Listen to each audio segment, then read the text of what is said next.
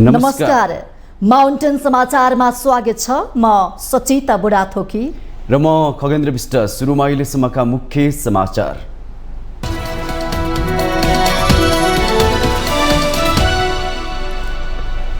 सुन तस्करी प्रकरणमा छानबिन समितिको माग गर्दै एमालेद्वारा राष्ट्रिय प्रतिनिधि सभामा अवरोध कायमै। शुक्रबारसम्मका लागि दुवै सदनको बैठक स्थगित। रासोपाद्वारा संसद भवन बाहिर संसदको अभ्यास। सुन तस्करी प्रकरण बारे गृह मन्त्रीको जवाबमा असन्तुष्टि। फोरेन्सिक ल्याबको रिपोर्ट सार्वजनिक गर्न माग। खोला किनार च्यापेर घर बनाउँदा काठमाडौँ उपत्यकाको बस्तीमा बाढीको वितण्डा। सरकारलाई मात्र दोष दिनुभन्दा नागरिक आफै पनि सचिनु जरुरी। विदेशमा गएका श्रमिकको मृत्यु भएका परिवारले पाउँदै आएको 7 लाखलाई बढाएर 15 लाख पुर्याउने वैदेशिक रोजगार बोर्डको निर्णय। अङ्गभङ्ग भएकाको सुविधामा पनि वृद्धि। मिटर ब्याज सम्बन्धी आयोगद्वारा मिटर ब्याज र ऋणी 20 को मिलापत्रलाई तीव्रता। लेनदेन 20-88 करोड बढी रकम र 74 बिघा 15 कट्ठा जग्गामा मेलमिलाप। पाकिस्तानको संसद विघटन। प्रधानमन्त्रीको सिफारिसमा राष्ट्रपति आरिफ अलवीबाट पाकिस्तानी तल्लो सदन विघटन। 3 दिनभित्र कार्यवाहक प्रधानमन्त्री चयन गर्नुपर्ने। र करिब 10 महिनापछि 9 राष्ट्रिय खेलकुदको खर्च विवरण सार्वजनिक। कुल 53 करोड 69 लाख 4,239 रुपियाँ खर्च भएको तथ्याङ्क।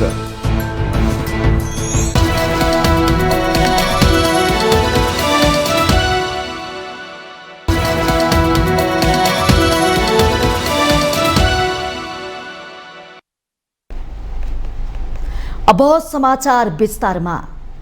प्रमुख प्रतिपक्षी दल नेकपा एमालेको नाराबाजीका कारण प्रतिनिधि सभाको बैठक शुक्रबारसम्मको लागि स्थगित भएको छ। बैठक सुरुमै एमालेका सांसदहरूले उठेर विरोध गरेपछि सभामुख देवराज घिमिरेले एमाले सांसद सूर्य थापालाई बोल्न समय दिनुभएको थियो। थापाले गृहमन्त्रीको जवाब तस्करलाई जोगाउने गरी आएको भन्दै आफूहरूको विरोध जारी रहने स्पष्ट पार्नुभयो।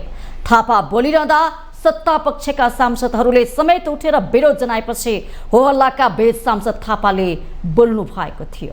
प्रश्न गर्दै आएका छौं सम्माननीय सभामुख सदस्यहरू, हिजो गृह मन्त्रीले दिनुभएको जवाब त्यो तथ्यलाई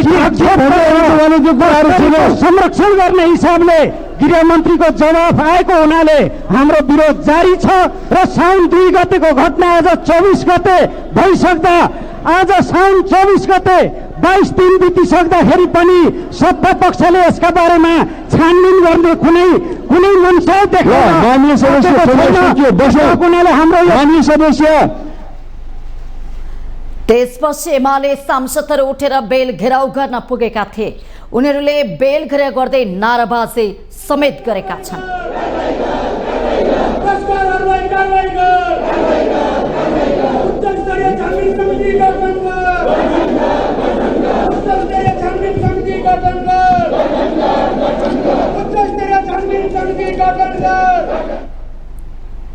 सभामुख देवराज घिमिरेले बैठक चलाउने वातावरण बनाउन गरेको आग्रह एमालेले नमानेपछि उहाँले कार्यसूची हटाउँदै बैठक स्थगित गर्नु भएको थियो।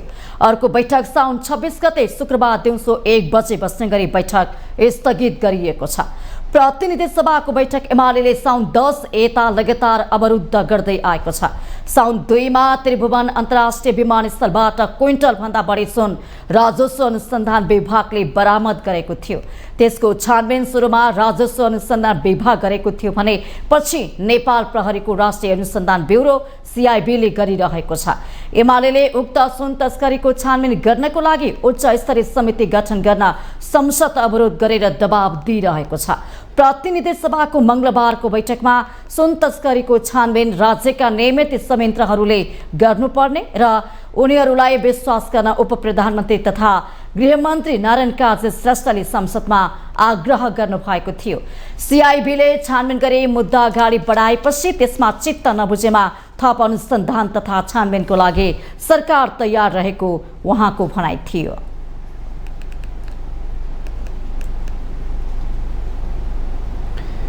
प्रमुख प्रतिपक्ष नेकपा एमाले नै राष्ट्रिय सभाको बुधबारको बैठक पनि अवरुद्ध गरेको छ। अन्य दलका सांसदहरूले बोलिसकेपछि एमालेका सांसदहरूले बैठकको कार्यसूचीमा प्रवेश गर्ने क्रममा सिटबाट उभिएर अवरुद्ध गरेका हुन्। त्यसअघि बैठकमा राष्ट्रिय सभा सदस्य वामदेव गौतमले सुन तस्करी प्रकरणमा उच्चस्तरीय छानबिन समिति गठन गर्ने हो भनी प्रधानमन्त्रीले राजीनामा गर्ने स्थिति आउने जिकिर गर्नुभयो। राजीनामा गरेपछि अर्को प्रधानमन्त्री निर्वाचित गर्ने प्रक्रिया सुरु हुने भएकाले छानबिन ओझेलमा पर्ने उहाँको भनाइ थियो। गौतमले बरु अविश्वास प्रस्ताव ल्याएर प्रधानमन्त्री हटाउन सुझाव दिनुभयो।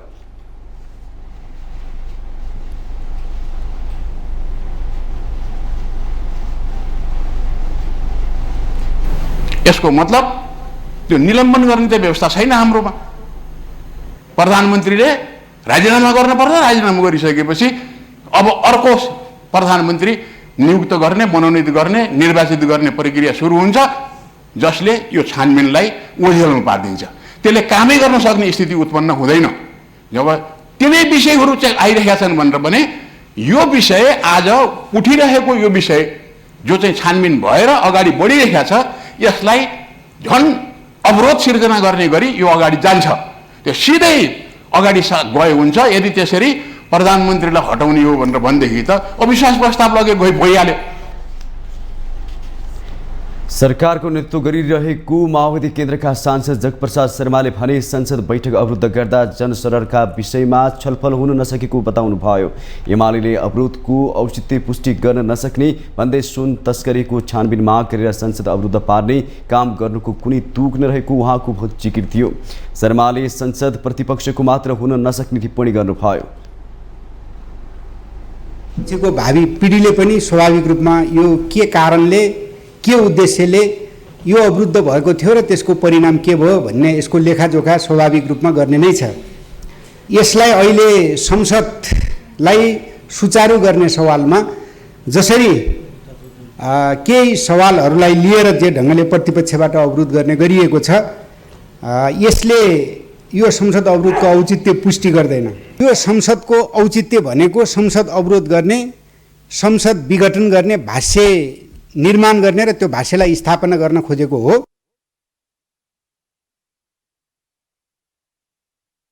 तस्करी प्रकरणमा गृहमन्त्री र अर्थमन्त्री दुवैजना संलग्न रहेको आरोप लगाउनुभयो। संसद अवरोध पार्ने कुनै मनसाय नरहेको भन्दै उहाँले सरकार सुन तस्करी छानबिनका लागि तयार हुनुपर्ने बताउनुभयो। अझ त्यसमा पनि जुन ठाउँमा जान पर्ने त्यो ठाउँमा गयो भने सबै कुरा पोल खोल्छ भनेर अनि पछि त बिचै बाटोमा समातेर अनि त्यसपछि ल है हामीले एउटा हातले चाहिँ छुट्यो भने अर्को हातले समात्छौँ भनेर देखाउन खोज्ने यो गलत कुरा हो। नेपाली जनतालाई बिल्कुल उल्लु बनाउनु खोजिएको छ। यो कुरामा त्यो जनताले त सबै कुरा हेरिरहेको होला नि। छानबिन उच्च स्तरको छानबिन गरेर समिति बनाएर छानबिन गरेर तपाईँको जान्छ के? त्यसकारण म फेरि पनि माग गर्न चाहन्छु, यो सुन काण्ड ट्रक चाहिँ मतलब सुन भित्रिने तस्करी गर्ने यो काम चाहिँ बन्द गर्नका लागि, यसलाई सदाको लागि अन्त गर्नका लागि एउटा उच्च स्तरीय छानबिन बनाउनुपर्छ। छानबिन गरेर त्यसलाई निर्मूल गर्नुपर्छ। एमाले सांसद विमला पौड्याल राईले प्रतिपक्षको माग पूरा गरेर संसद चलाउनु पर्ने माग गर्नुभयो। प्रतिपक्षले विश्वास नगर्दा उच्चस्तरीय समिति गठन गरेर सरकारलाई घाटा नहुने उहाँको तर्क थियो। राष्ट्रिय सभाको बैठक पनि शुक्रबारसम्मका लागि स्थगित भएको छ।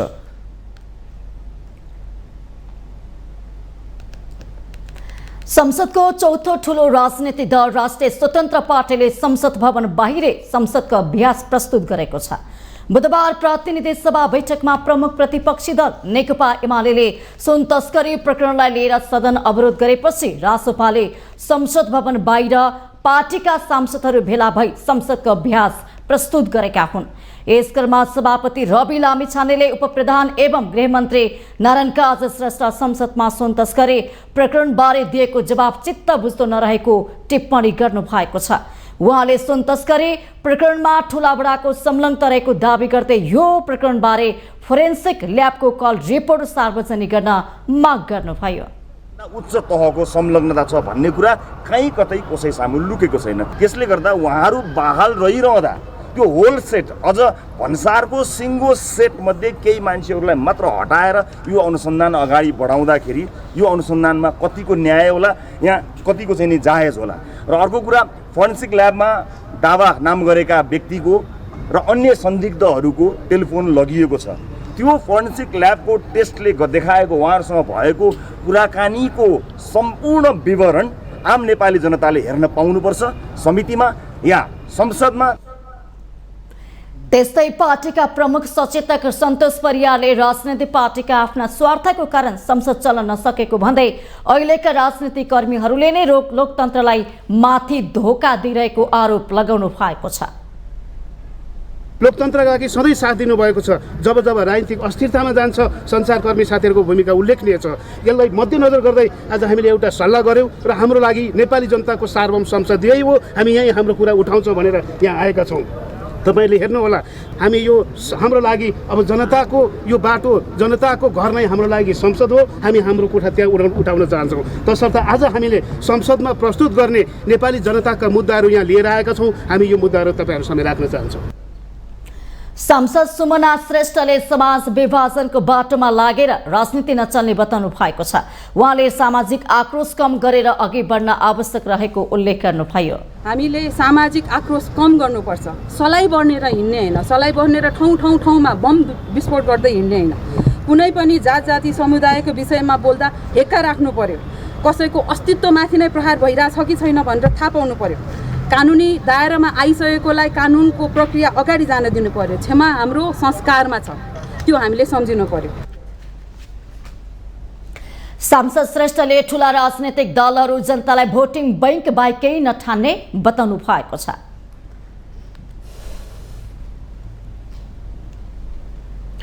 सुन प्रकरणलाई लिएर उच्चस्तरीय छानबिन समिति बनाउनु पर्ने प्रमुख प्रतिपक्षी नेकपा एमालेको अडान र त्यस्तै समिति आवश्यक नरहेको सत्ता पक्षको बुझाइका बीच संघीय संसदका दुवै सदन अवरुद्ध छन्।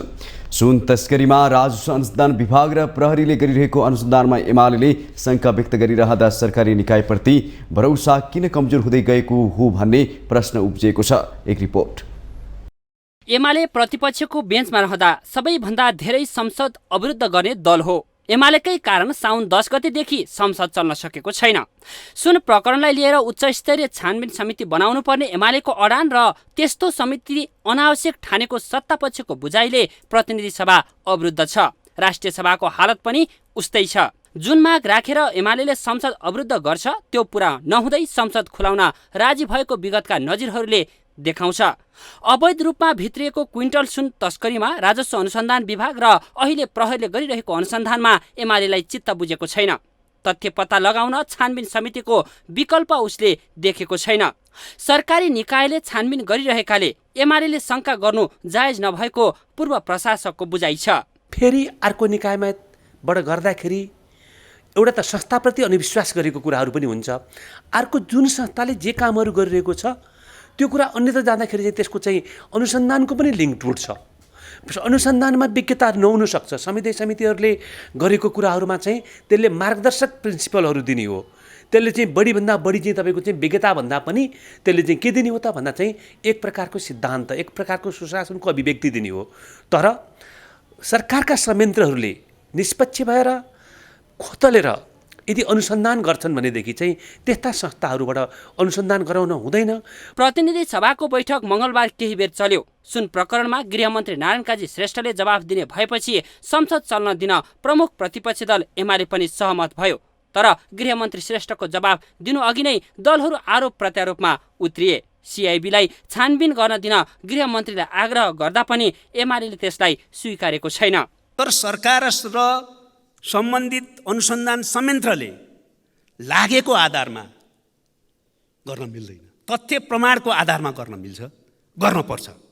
त्यसकारणले अहिले स्ट्यान्ड बाई डाइरेक्टिभको आधारमा काम गरिरहेको छ र तथ्य प्रमाणले जहाँसम्म दोषी फेला पार्छ त्यो दोषीलाई कानुनको दायरामा ल्याउने र कारबाही गर्ने प्रक्रियामा गएको छ। यसमा कुनै शङ्का नगरियोस्, म विनम्रतापूर्वक। गत असारमा प्रधानमन्त्रीको राजीनामा मागेर संसद चल्न नदिएको एमाले प्रधानमन्त्रीलाई स्पष्टीकरणको मौका दियो र संसद चलाउन तयार भयो। उल्टै प्रधानमन्त्रीले एमालेमाथि प्रश्न थपारिदिनु भयो। यति बेला एमाले राज्य संयन्त्रलाई विश्वास गर्न सकिरहेको छैन। सरकारले हामीलाई लागेको थियो, प्रतिपक्षले भनेको, सरकार स्वयंले पनि भ्रष्टाचार र तस्करलाई समाप्त पार्न हाम्रो अभियान छ, पटक पटक हामीले सुनेको, त्यसलाई पनि सहयोग पुग्ने गरी हामीले उठाएको मागलाई सम्बोधन गर्छ भन्ने ठानेका थियौँ। तर भएन। त्यसकारण उच्च स्तरीय छानबिन समितिको माग यथावत रहेको म यो सदनमा जानकारी गराउन चाहन्छु। सदनमा देखिएको घम्साघम्सीले राज्यका संयन्त्रप्रति दलहरूले विश्वास गर्न छोडेको हो कि भन्ने देखाउँछ। विगतमा पनि संसदीय छानबिन समिति बनाएर त्यसले दिएका सुझावलाई व्यवस्था गरेको दर्जनौं उदाहरणहरू छन्। अहिले पनि दलहरूले वास्तविकता पत्ता लगाउने भन्दा पनि छानबिन समिति बनाउने कि नबनाउने भनेर विषयलाई केवल प्रतिष्ठाको लडाईँ मात्र बनाएका हुन् कि? माउन्टेन टेलिभिजन एचडीका लागि बटुक राजगिरीको रिपोर्ट। मन्त्री परिषदले सिंहदरबारको संशोधित गुरु योजना स्वीकृत गरेको छ। मंगलबार बसेको मन्त्री परिषदको बैठकले मन्त्री परिषद आर्थिक तथा पूर्वाधार समितिबाट पेश भएको सिंहदरबारको संशोधित गुरु योजना स्वीकृत गर्ने निर्णय गरेको हो। यस्तै बैठकले राष्ट्रिय साइबर सुरक्षा नीति 2080 विधेयक समितिबाट पेश भएको बैंकिङ कसुर तथा सजाय दोस्रो संशोधन विधेयक 2080 संघीय संसदमा पेश गर्न स्वीकृति दिने निर्णय गरेको छ। मन्त्री परिषद आर्थिक तथा पूर्वाधार समितिबाट पेश भएको सिंहदरबारको संशोधित गुरु योजना स्वीकृत गर्ने भन्ने निर्णय पनि भएको छ हिजै।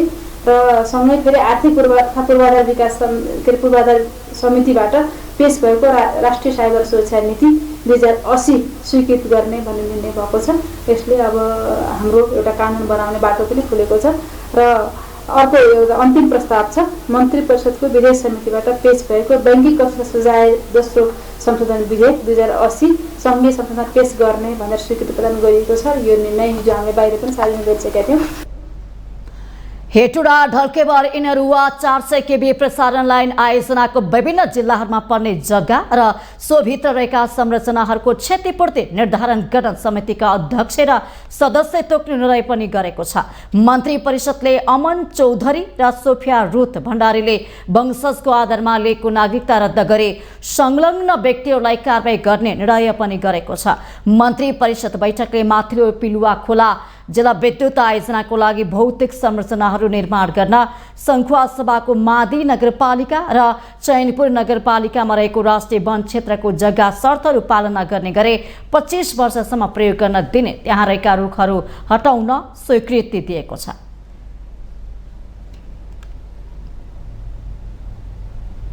माउन्टेन समाचारमा पालो भएको छ ब्रेक।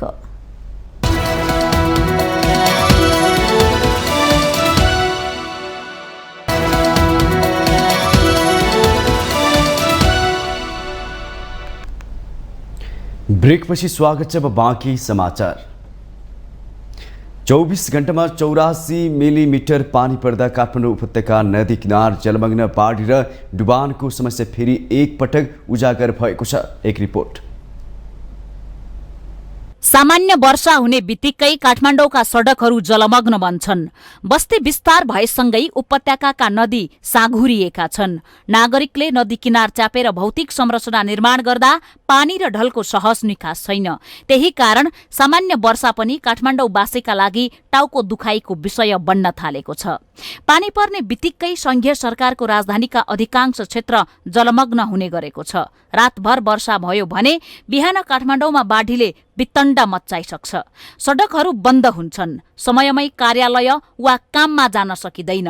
मनसुन सक्रिय भएको बेला नदीहरूमा पानीको बहाव बढेर आतंक मच्चिन्छ। उपत्यकाको बागमती नदी किनार, कलंकी, नयाँ बानेश्वर, बल्खु लगायतका क्षेत्रमा डुबान पर्ने गर्छ।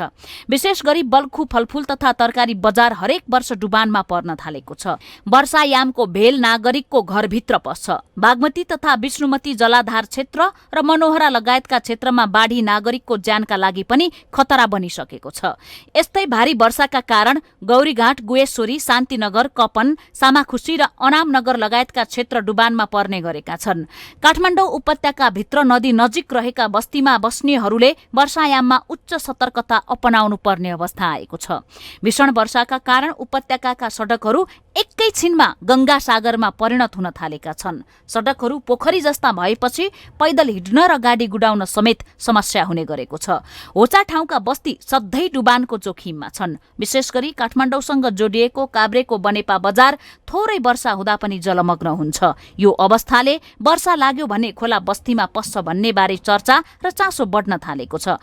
बाढी आयो कि स्थानीय सरकारदेखि केन्द्र सरकारलाई दोष दिने काम हुन्छ, तर के नागरिकले खोलामा बस्ती बसाउन मिल्छ त भन्ने बारेमा आत्मसमीक्षा कसैले गरेको देखिँदैन। हामीले बुझ्नुपर्ने कुरा के हो भने खोला बस्तीमा पसेको होइन, नागरिकहरूले खोलामा बस्ती बसाएका हुन्। काठमाडौँ उपत्यकाका पुराना बस्ती होस् वा नयाँ बस्ती, पूर्वाधार विकास गर्दा गरिएको लापरवाहीका कारण वर्षमा बस्ती डुबानमा पसेर नागरिकले शास्ति भोग्नु परेको हो। त्यसैले हरेक कुराको लागि केवल सरकारलाई दोष दिनुभन्दा नागरिकले पनि सरकारका नीति नियम पालना गर्ने कि। माउन्टेन टेलिभिजन एसडी सामाजिक ब्युरो। लगातारको वर्षाले सुदूरपश्चिमका 7 पहाडी जिल्ला जोड्ने भीमदत्त राजमार्ग अवरुद्ध भएको छ। राजमार्ग अन्तर्गत कैलालीको गोदाबारीदेखि खानीडाँडासम्म विभिन्न स्थानमा पहिरो गएको र बुढी तोला क्षेत्रमा पहिरोले सडक भाँसेपछि यातायात अवरुद्ध भएको हो। एक रिपोर्ट। अविरल वर्षाका कारण सडक माथिबाट पहिरो आएपछि सोमबार रातिदेखि भीमदत्त राजमार्ग पूर्ण रूपमा अवरुद्ध भएको छ। सुदूरपश्चिमका पहाडी जिल्ला बैतडी, दार्चुला, डडेलधुरा, बझाङ, डोटी, अछाम र बाजुरा आवत जावत गर्ने सवारी साधन र तराईका जिल्ला तथा काठमाडौँका लागि छुटेका सवारी साधन बीच बाटोमै अलपत्र अवस्थामा छन्। पहिरोले सडक भाँसिएपछि यातायात अवरुद्ध मात्र भएको छैन, सयौं यात्रु अलपत्र परेका छन्। यात्रुहरूको बिचल्ली हुँदा सरकारवाला निकायले सडक सुचारू गर्न र यात्रुहरूलाई गन्तव्यसम्म पुर्याउन कुनै पहल कदमी नलिएको यात्रुहरूको गुनासो छ। मलाई बिहानै फोन आएको थियो, पहिरो गएको छ, बाढी पहिरो गएको छ र यहाँ यात्रुहरू चाहिँ अलपत्र पर्नु भएको छ र रोड पनि बगाएको अवस्था भएको हुनाले चाहिँ हामीले बिहान मात्रै यही बाटो गएको हो। सबभन्दा बढी इमर्जेन्सी जो बिरामी हुनुहुन्छ, कतिलाई प्यारालाइसिस छ, कतिलाई चाहिँ इमर्जेन्सी जानुपर्ने छ, एम्बुलेन्स त्यतिकै बसिरहेको छ। कुनै पनि अब निकायबाट चाहिँ त्यो पहल कतै भएको छैन। मैले अब यहाँ स्थानीय आफै स्थानीय भएको हुनाले त्यहाँ हाम्रो स्वास्थ्य चौकी छ र स्ट्रेचरको व्यवस्था गरेर त्यो स्थानीय साथीहरूलाई चाहिँ त्यो अलिकति ट्रान्सपोर्टेसनको सहयोग गरिदिनु भनेर चाहिँ त्यहाँ अलिकति बुझेर आएको छु। 1 किलोमिटर अगाडि कस्तो छ बाटोको अवस्था? बाटोको अवस्था त नाजुक छ सर। तपाईँको लगभग 50 फिटभन्दा तल छ कि डिस्टेन्स यस्तै भत्किएको छ। अनि एउटा ठाउँ माथि छ, अनि चर्केको पनि धेरै छ। यहाँबाट कति किलोमिटर माथि? यहाँबाट तपाईँको 6 किलोमिटर। हामी पैदल उता माथिबाट आउँदाखेरि त तपाईँको लगभग 7-8 किलोमिटर भयो होला, नभए यही नै 16 किलोमिटर हो त्यहाँदेखि। अनि हामी माथि अर्को बाटो भएर त्यहाँदेखि तल्लो बाटो भएर आएको। सडक डिभिजन कार्यालय महेन्द्रनगरका प्रमुख हरिप्रसाद सुवेदीले भीमदत्त राजमार्गमा गएका पहिरोहरू हटाएर बाटो खोल्ने प्रयास भइरहेको बताउनुभयो। प्रमुख सुवेदीले माथिबाट पहिरो झर्ने क्रम अझै जारी रहेकाले बाटो खुलाउन समस्या भइरहेको उल्लेख गर्नुभयो। 12 बजेदेखिबाट चाहिँ अवरुद्ध भएको हो। अहिले चाहिँ हामीले हाम्रो विभागीय मेसिनहरू र अरू मेसिनहरू उपकरणहरू प्रयोग गरेर तलबाट गोदावरीदेखिबाट नै पहिरो पन्छाउँदै आएका छौँ र उतातिरबाट पनि उता पनि गइरहेको छ। र अब यहाँबाट पनि मुख्य पहिरो गएको ठाउँ भनेको यो बुढी तोला लिएर चाहिँ पनि अब त्यहाँ पुगिसकेका छौँ।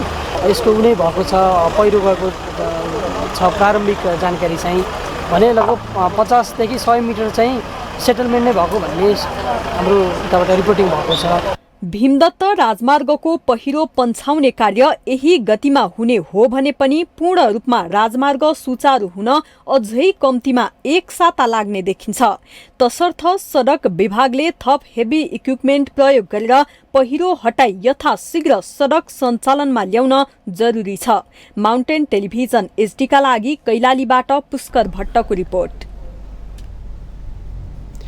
प्रधानमन्त्री पुष्पकमल दाहाल प्रचण्डले 2084को चुनावमा आफूहरूलाई बहुमत दिए सबै प्रदेशको नाम पहिचानका आधारमा राख्ने बताउनु भएको छ। विश्व आदिवासी जनजाति दिवसको अवसरमा बुधबार काठमाडौँमा आयोजित कार्यक्रममा उहाँले दोस्रो संविधान सभामा आफूहरूको शक्ति कमजोर भएका कारण पहिचानका आधारमा प्रदेश बनाउन नसकेको उल्लेख गर्नुभयो। अहिलेको घटनाक्रमले नयाँ चेतना पैदा भएकाले पहिचान सहितका प्रदेशहरूको नामाकरण गर्न सकिन्छ भन्ने आफूलाई विश्वास लागेको उहाँको भनाइ थियो। अब यही प्रयासबाट तपाईहरुले भने जस्तो गरी पहिचान आउने भयो त सो मच द बेटर, त्यो त धेरै राम्रो भयो। मेरो प्रयास त्यतैपट्टि हुनेछ। भएन भने अहिले शेर्पाजीले भने जस्तै 84 मा पहिचानका पक्षधरलाई टन्नै तपाईहरुले मत हाल्दिनु भयो भने सदनैबाट त्यही पारित हुन्छ। यो कुरा पनि म तपाईहरुलाई भन्न चाहन्छु। मलाई विश्वास छ अहिलेको घटनाक्रमले एउटा नयाँ चेतना हामी सबैमा पैदा भएको छ।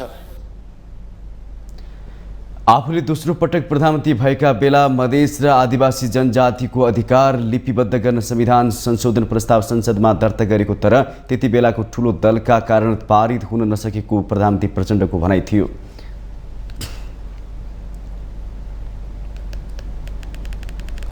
कानून न्याय तथा संसदीय मामिला मन्त्री धनराज गुरुङले राज्यले आफ्नो भूमिका निर्वाह गर्नुपर्ने दायित्वबाट पन्छिन नमिल्ने बताउनु भएको छ। बुधबार अन्तर्राष्ट्रिय आदिवासी जनजाति दिवसका अवसरमा काठमाडौँमा आयोजित एक कार्यक्रमलाई सम्बोधन गर्दै मन्त्री गुरुङले राज्य दायित्वबाट विमुख हुन नमिल्ने बताउनु भएको हो। उहाँले आदिवासी जनजाति आयोगले कार्ययोजनाहरू बनाउनु पर्ने र त्यसको कार्यान्वयनका लागि सरकारले काम गर्नुपर्ने भन्दै राज्यको भूमिका निर्वाह गर्ने कुनै पनि कुराबाट नपन्छिने उल्लेख गर्नुभयो।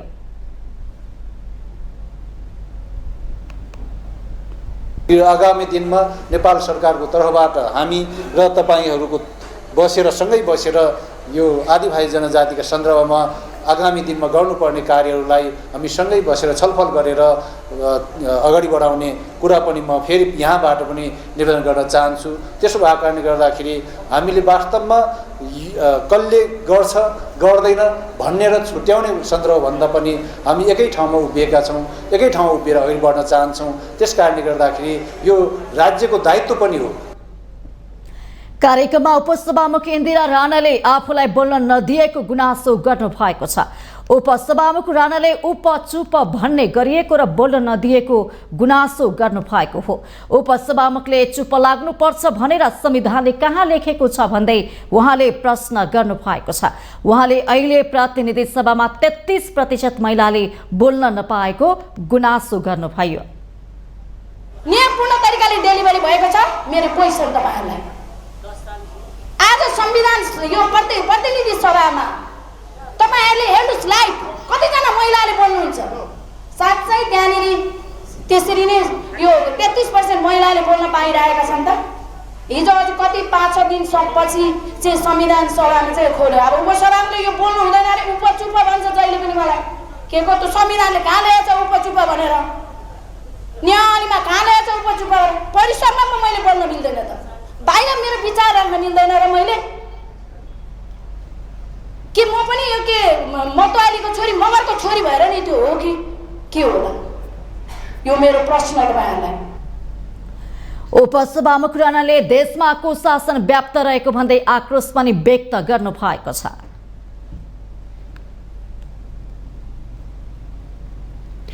नेकपा माओवादी केन्द्रका प्रवक्ता अग्नि सापकोटाले भदौ 16 देखि सुरु हुने 3 महिने अभियान पार्टीको लागि अन्तिम परीक्षा भएको बताउनु भएको छ। बुधबार केन्द्रीय कार्यालयमा आयोजित पत्रकार भेटघाट कार्यक्रममा उहाँले पार्टीले आयोजना गर्ने 3 महिने अभियान पार्टीका लागि अन्तिम परीक्षा भएको बताउनु भएको हो। अन्तिम परीक्षा भएकाले आफूहरू सामूहिक रूपमा उत्तीर्ण हुने उहाँको विश्वास छ। हिजो चाहिँ त्यो स्थायी समितिबाट मात्रै त्यो अभियानको कुरा गरिएको थियो। अहिले चाहिँ केन्द्रीय समितिमै व्यापक विहङ्गम छलफल गरेर हामीले एउटा सङ्कल्प सहित जानुपर्छ भनेर भनेका छौँ र पहिलाभन्दा अलि ठोस पनि भएको छ नि। अध्यक्ष नै ओडामा जाने होइन, उपाध्यक्षहरू पनि जाने, सबै केन्द्रीय समितिका सदस्य जाने, सोपान क्रम अनुसार सबै जाने भनेपछि एउटा म यसो भनौँ कि अब यति भनेपछि यो एउटा परीक्षा हो, हामी सबैको लागि परीक्षा हो।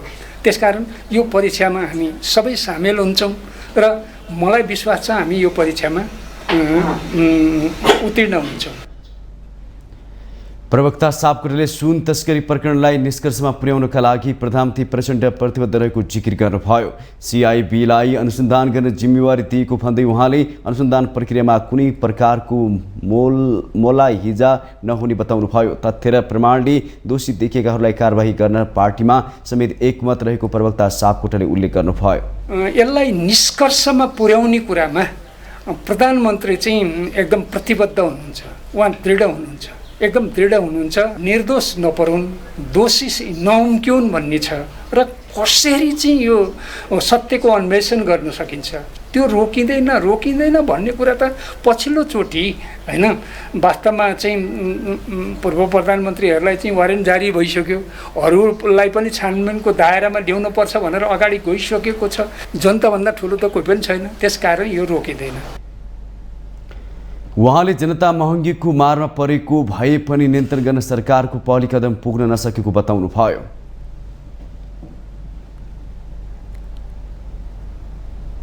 माउन्टेन समाचारमा पालो भएको छ ब्रेकको।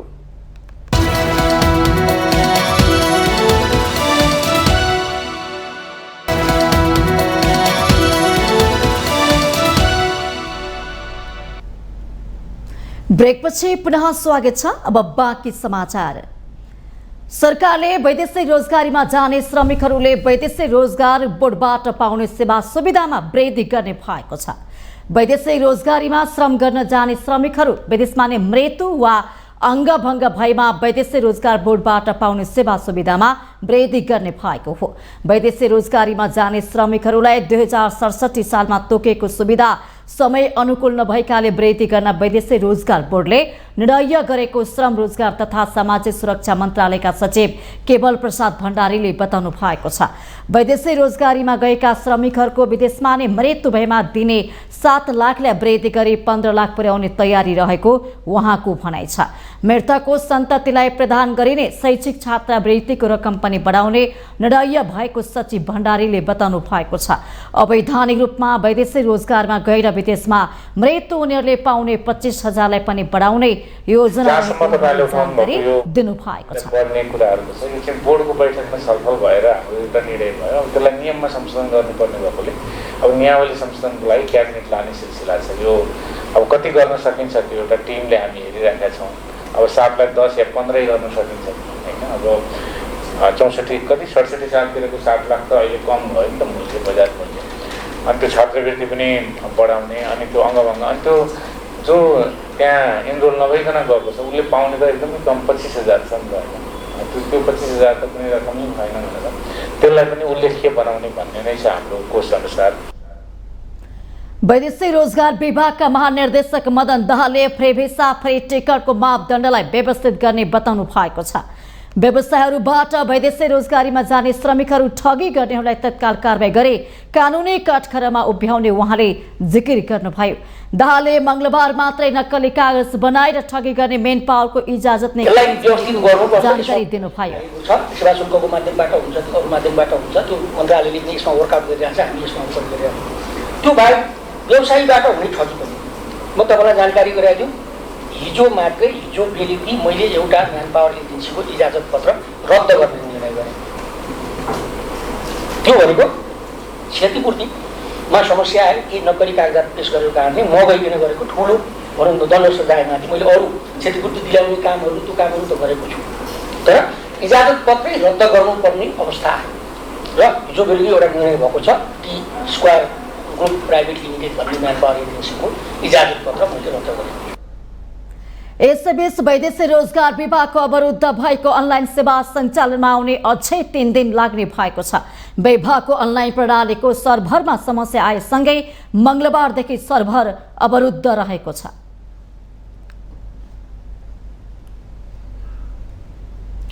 सरकारले गठन गरेको अनुचित लेनदेन मिटर ब्याज सम्बन्धी आयोगले मिटर ब्याज र ऋणी बीचको मिलापत्रलाई तीव्रता दिएको छ। 77वटै जिल्ला प्रशासन कार्यालयमा राखिएको पीडित सहायता कक्ष र आयोगकै सदस्य पुगेर भएको मिलापत्र अनुसार 88 करोड 36 लाख 67 हजार रुपियाँ लिने दिने तथा 74 बिघा 15 कट्ठा 10 धुर जग्गा साहुले ऋणीलाई फिर्ता दिने सहमति भएको छ। एक रिपोर्ट। सरकारले गठन गरेको अनुचित लेनदेन मिटर ब्याज सम्बन्धी आयोगले मिटर ब्याजी र ऋणी बीचको मिलापत्रलाई तीव्रता दिएको छ। आयोगका अनुसार देशभरबाट मिटर ब्याज सम्बन्धी 23,961 उजुरी परेका छन्।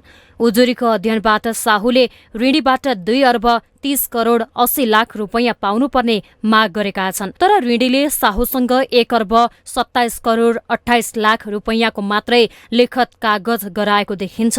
आयोगका अनुसार 77वटै जिल्ला प्रशासन कार्यालयमा राखिएको पीडित सहायता कक्ष र आयोगकै सदस्य पुगेर भएको मिलापत्र अनुसार 88 करोड 36 लाख 67 हजार रुपैयाँ लेनदेनमा सहमति भएको छ। त्यसै गरी 74 बिघा 15 कट्ठा 10 धुर जग्गा साहुले साहुले ऋणीलाई फिर्ता दिने सहमति भएको छ। साउन 19 सम्म कुल उजुरी मध्ये 3017वटा निवेदनको फर्छौट भएका छन्। सबैभन्दा बढी मध्य प्रदेशका 8 जिल्लामा मात्रै 18,356वटा निवेदन परेका छन्, जसमा बारामा मात्रै 3,322वटा र लुम्बिनी प्रदेशको पश्चिम नवलपरासीमा 1,889 निवेदन परेको आयोगले जनाएको छ। आयोगका अनुसार कपिल वस्तुमा 120, सुर्खेतमा 123, बर्दियामा 191, मोरङमा 179, कैलालीमा 246, दाङमा 361, सुनसरीमा 405वटा निवेदन परेका छन्। यस्तै काठमाडौँमा 478वटा र रूपन्देहीमा 550वटा निवेदन परेका छन्।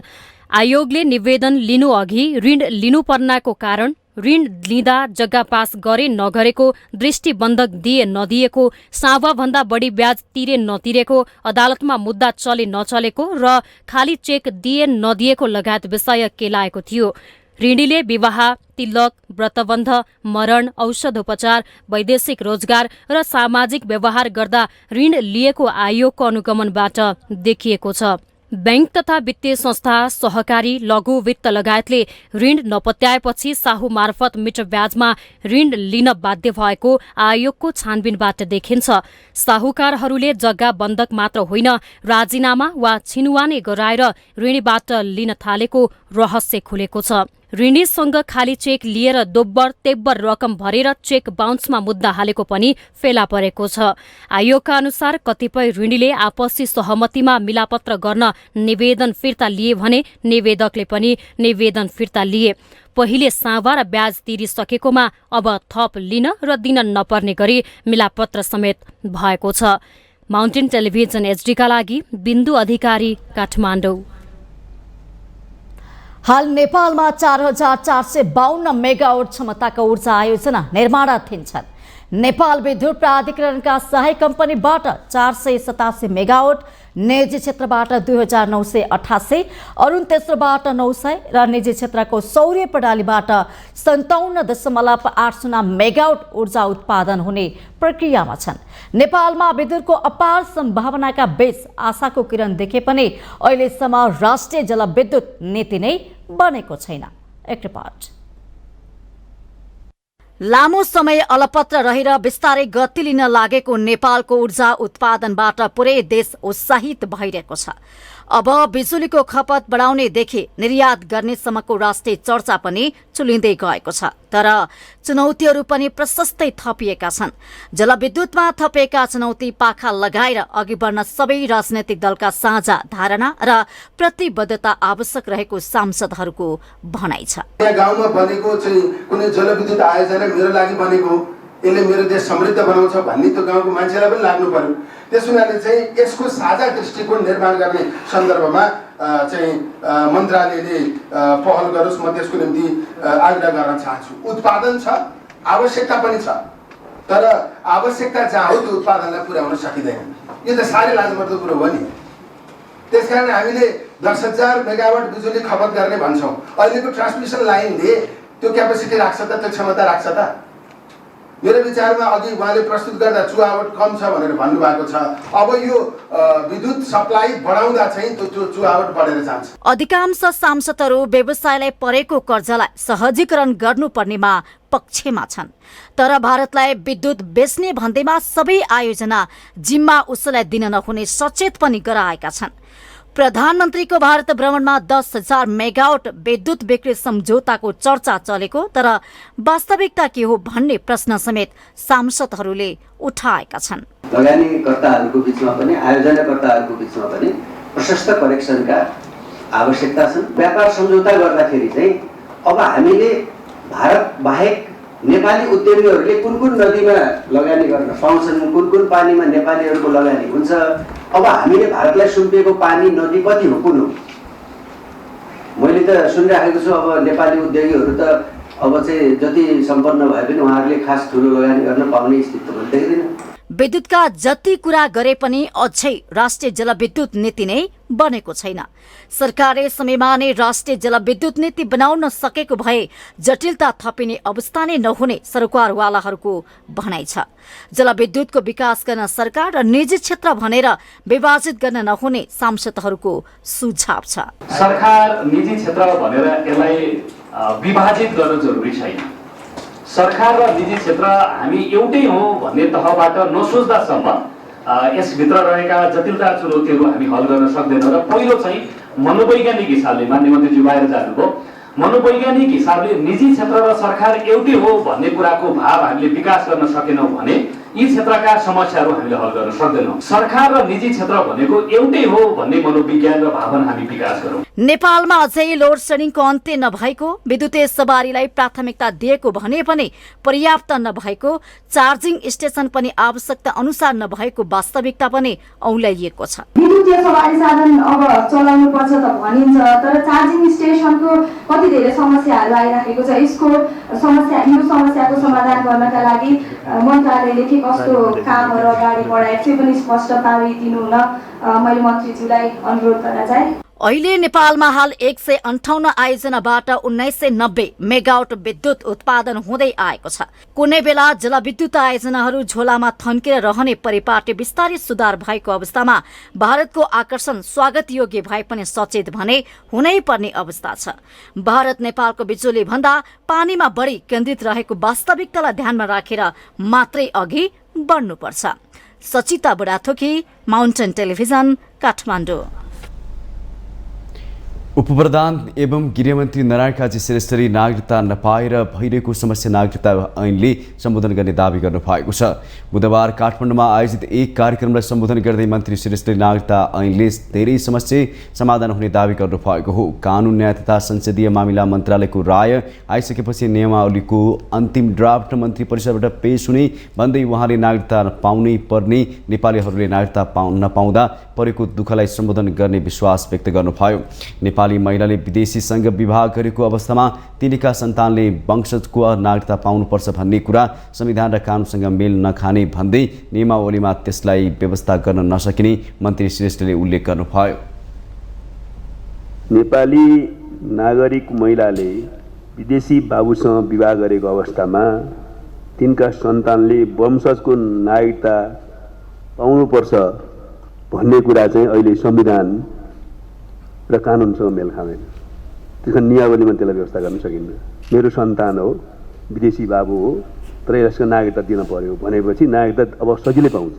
यो विषय धेरै छलफल हुँदै आएको कारणले गर्दाखेरि नेपाली आमा छ, विदेशी बाबु छ, तर नेपाली आमाको सन्तानले म नेपालमै बस्छु र मलाई नागरिकता चाहियो भन्यो भने अलि सरल ढङ्गले नागरिकता प्राप्त गर्ने अहिलेको आधार तयार भएको कारणले।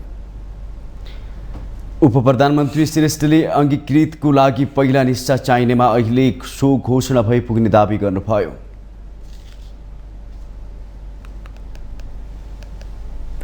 सङ्खुवासभा कारागारमा कैदीकै कुटाइबाट 2 कैदीको मृत्यु भएको छ। मृत्यु हुनेमा सङ्खुवासभाको म्यादी नगरपालिका 5 का 19 वर्षीय विनोद तोलाङ्गी र नुवाकोट ककने गाउँपालिका 7 का 28 वर्षीय आकाश बलामीको मृत्यु भएको हो। तोलाङ्गे बलात्कार र बलामी चोरी मुद्दामा कैद सजाय भुक्तान गरिरहेका थिए। मंगलबार राति कारागारको झ्यालको रड तोडेर भागेका 2 जनालाई प्रहरीले पक्राउ गरेर पुनः कारागारमा लगेका थिए। त्यसपछि कारागारभित्र रहेका कैदीले कोटपेट गरी हत्या गरेको कारागार प्रशासनले जनाएको छ। कोटपेटमा संलग्न 9 जना कैदीलाई जिल्ला प्रहरी कार्यालयको हिरासतमा लगिएको छ। प्रशासनले घटनाको विषयमा छानबिन गर्ने तयारी गरेको छ।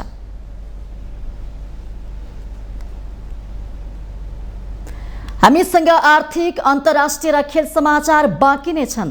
माउन्टेन समाचारमा पालो भएको छ ब्रेक।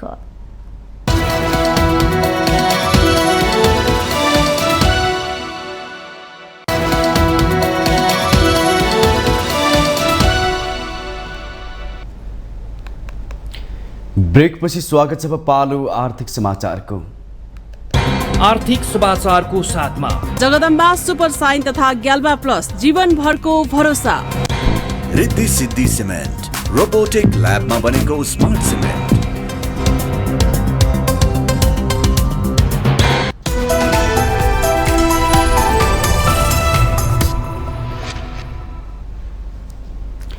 नेपाल राष्ट्र बैंकले उपदान तथा पेन्सन कोषको 1 अर्ब 15 करोड रुपियाँ ब्याजमा लगानी गर्ने भएको छ। केन्द्रीय बैंकले 2080 भदौ 3 गतेदेखि आगामी वर्ष 2081 को भदौ 3 गतेसम्म कुल 366 दिनका लागि उक्त रकम भुक्तानी मुद्दती निक्षेपमा राख्ने भएको हो। एक सूचना जारी गर्दै केन्द्रीय बैंकले इच्छुक बैंक तथा वित्तीय संस्थालाई दरखास्त आह्वान गरेको छ। निक्षेप चाहिने बैंक तथा वित्तीय संस्थाहरूले बिहीबार बेलुका 7 बजे भित्र आवेदन दिन सक्नेछन्। इच्छुक बैंक तथा वित्तीय संस्थाले उचित ब्याज दर प्रस्ताव सहित चाहेको निक्षेपका लागि तोकिएको समय सीमाभित्र आवेदन दिन सक्नेछन्। तर निक्षेपका लागि तोकिएको शर्त पनि पूरा गर्नुपर्नेछ।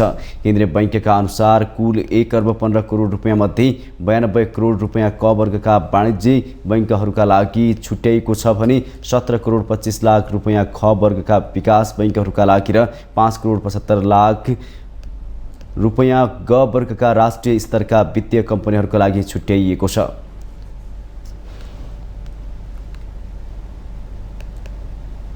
अब पालो अन्तर्राष्ट्रिय समाचारको।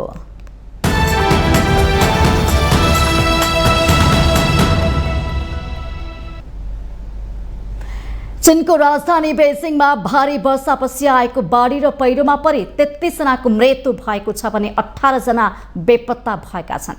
राजधानी बेजिङमा भारी वर्षासँगै आएको बाढी र पहिरोमा परि 33 जनाको मृत्यु भएको र 18 जना हराइरहेको अधिकारीहरूले बताएका छन्।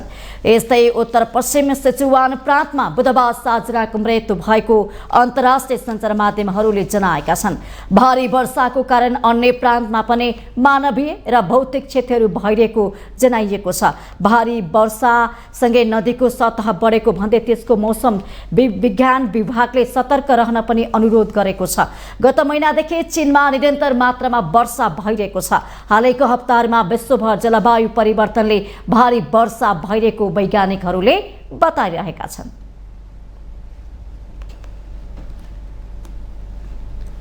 पाकिस्तानका राष्ट्रपति अरिफ अल्वीले पाकिस्तानी तल्लो सदन विघटन गर्नु भएको छ। राष्ट्रपति अल्वीले वर्तमान सरकारको कार्यकालको अन्त्य गर्दै निवर्तमान प्रधानमन्त्री शहबाज शरीफको सल्लाहमा बुधबार मध्यरातबाट लागू हुने गरी संसद भङ्ग गर्नु भएको हो। एक रिपोर्ट। पाकिस्तानका पूर्व प्रधानमन्त्री इमरान खानलाई 5 वर्षसम्म चुनाव लड्न रोक लगाइएको छ। पूर्व प्रधानमन्त्री खानलाई भ्रष्टाचारको आरोपमा 3 वर्षको जेल सजाय सुनाइएको 3 दिनपछि निर्वाचन आयोगले 5 वर्ष निर्वाचन लड्न नपाउने सूचना सार्वजनिक गरेको हो। खानले आफूमाथि लागेका आरोपहरू राजनीतिक रूपमा प्रेरित भएको दावी गर्दै आउनु भएको छ। पाकिस्तान तहरिक ए इन्साफ पीटीआई पार्टीका नेता 70 वर्षीय खान सन् 2018 मा प्रधानमन्त्री निर्वाचित हुनु भएको थियो। तर शक्तिशाली सेनासँगको विवादले अविश्वासको प्रस्तावबाट खान 10 अप्रिल 2022 मा पदमुक्त हुनु भएको हो।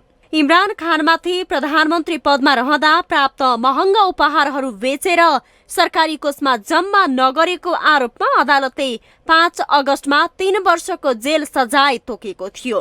इमरान खान पदमुक्त भएपछि पाकिस्तानको प्रधानमन्त्री हुनुभएका शहबाज शरीफको पालामा खान विरुद्ध 100 भन्दा बढी आरोपमा मुद्दा दायर भएको छ। फैसला पक्षतापूर्ण भन्दै त्यस विरुद्ध सर्वोच्च अदालतमा चुनौती दिने पीटीआई पार्टीले जनाएको छ। पाकिस्तानमा सन् 1974 मन्त्री परिषदको प्रशासनिक मातहतको एक विभागका रूपमा तोसाखाना स्थापना भएको हो। यसमा प्रधानमन्त्री, राष्ट्रपति, राज प्रमुख, मन्त्री, सांसद वा अन्य वरिष्ठ अधिकारीहरूले भ्रमणका क्रममा प्राप्त गरेका बहुमूल्य उपहारहरू राखिन्छन्। त्यहाँ राखिएका सामान मन्त्री परिषदको स्वीकृति पछि मात्र बिक्री गर्न मिल्छ। अदालतको फैसलामा 2018 देखि सन् 2022 सम्म प्रधानमन्त्री रहँदा खानले विदेश भ्रमणका क्रममा प्राप्त भएका 14 करोड पाकिस्तानी रुपियाँ भन्दा बढीका उपहारहरू बेचेको उल्लेख छ। पूर्व अन्तर्राष्ट्रिय क्रिकेट खेलाडी समेत रहेका खान राजनीतिमा प्रवेश गरेको 2 दशकपछि नै पाकिस्तानको प्रधानमन्त्री हुनु भएको हो। देशको इतिहासमा विश्वासको मत प्राप्त गर्न नसकेर सत्ताबाट बाहिरिने पहिलो पाकिस्तानी प्रधानमन्त्री खानको राजनीतिक भविष्य यति बेला डगमगाएको छ। माउन्टेन टेलिभिजन एचडीका लागि अन्तर्राष्ट्रिय एजेन्सीहरूको सहयोगमा उषा काफ्लेको रिपोर्ट। अब पालो खेल समाचारको।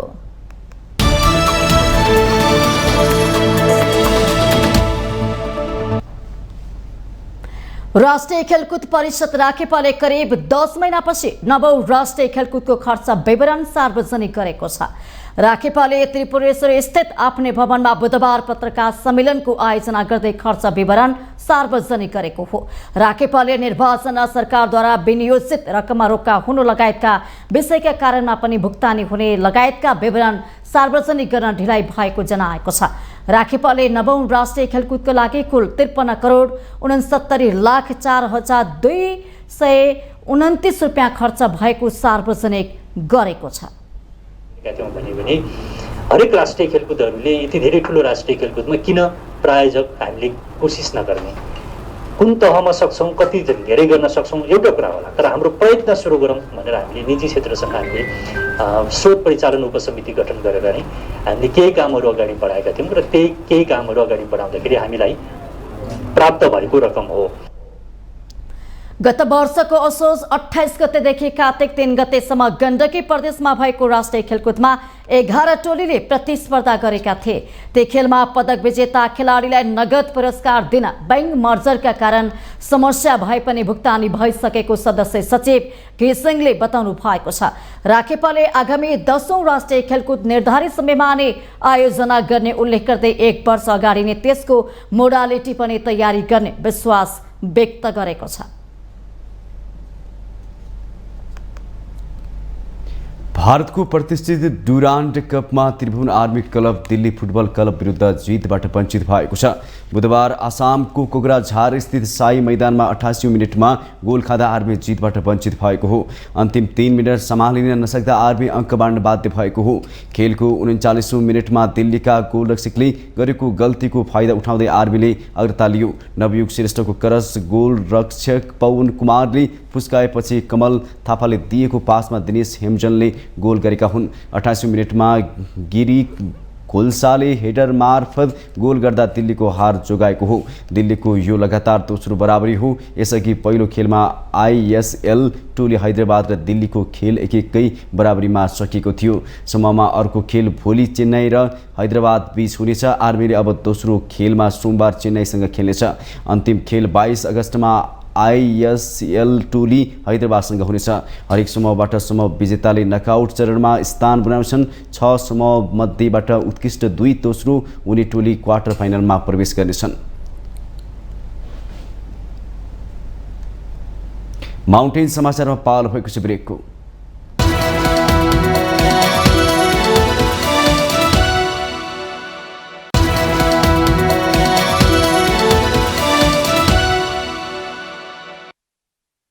ब्रेकपछि स्वागत छ। यो सँगै हामी माउन्टेन समाचारको अन्त्यमा आइपुगेका छौं। जाँदा जाँदै मुख्य समाचार पुनः एकपटक।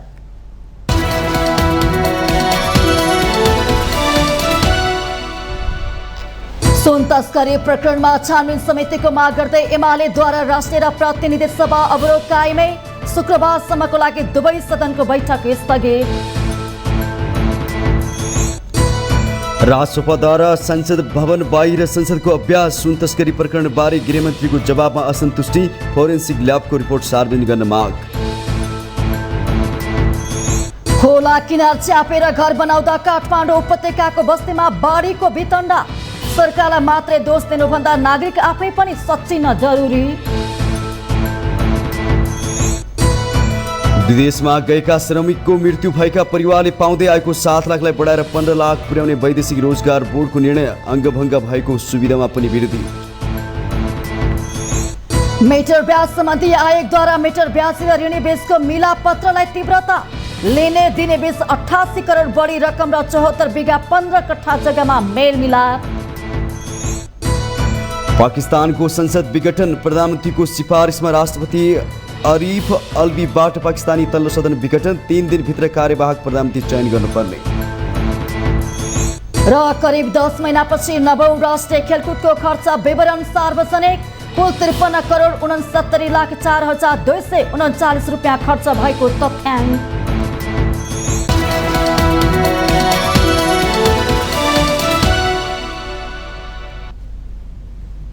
माउन्टेन समाचार अहिले सकियो। सत्य, तथ्य र निष्पक्ष समाचारका लागि माउन्टेन टेलिभिजन HD हेर्दै रहनुहोला। नमस्कार।